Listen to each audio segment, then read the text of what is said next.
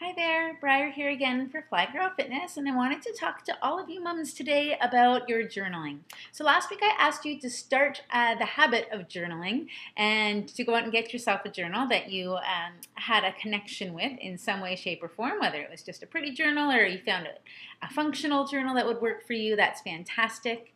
And today we're going to talk a little bit more about how to do this, where to do this, and when to do this. So when it comes to journaling, we have a few options. So we have a topic called morning pages, where you can get up first thing in the morning.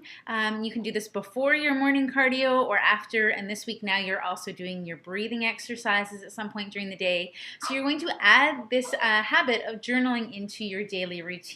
So we can do the morning pages first thing in the morning, or you can do this, I also enjoy doing it sometimes at the end of my day as the last thing I do before I go to sleep, so to get things off of your mind, which can sometimes help have a more restful sleep.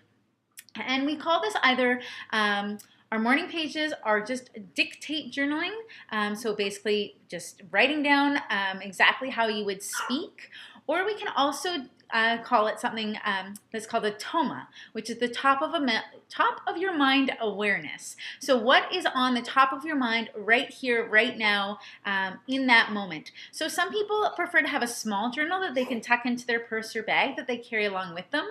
So instead of journaling first thing in the morning or last thing at night, they literally journal whenever they feel like they need to, whenever something comes up that they want to remember or that they want to get off their chest, things that they just want to talk about to themselves and think through, but on paper.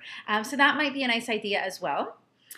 When asking and figuring out where you're going to journal, if you are doing a more ritualistic journaling practice in the morning or at night, I always suggest to find a spot that is sort of your journaling seat, whether it's your couch or a special armchair or your desk, somewhere where you feel really comfortable. But set yourself up so that you've got your journal and maybe a fancy pen that you always write with in your journal. You could have incense going if you'd like, or some calm music, preferably something without words, because we don't want the words of the song to sort of change what is on your mind and what you want to think about. So some instrumental music is nice, maybe a cup of tea or a glass of water.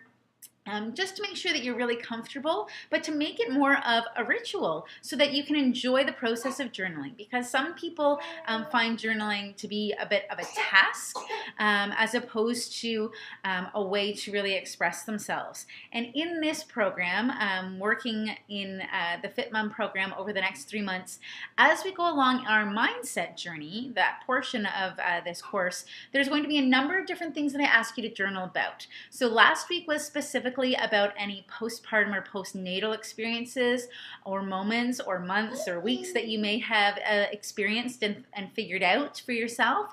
And this week I really want you just to think about that TOMA, the top of the mind awareness, or dictate journaling. So whatever you are currently thinking about in your mind. Remember, in one of my emails I wrote down or told you about the fact that we have 30 to 50,000 thoughts running through our head every day.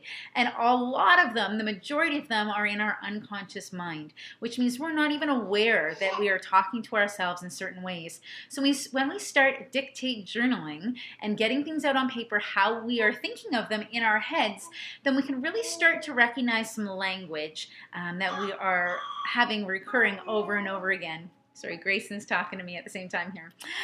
So we start to become more aware of our internal language. And we're going to talk more about awareness this week as well. In our other videos.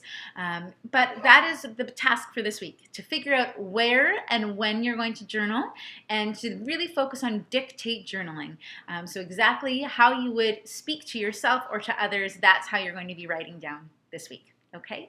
Let me know if you have questions. I'm here to help.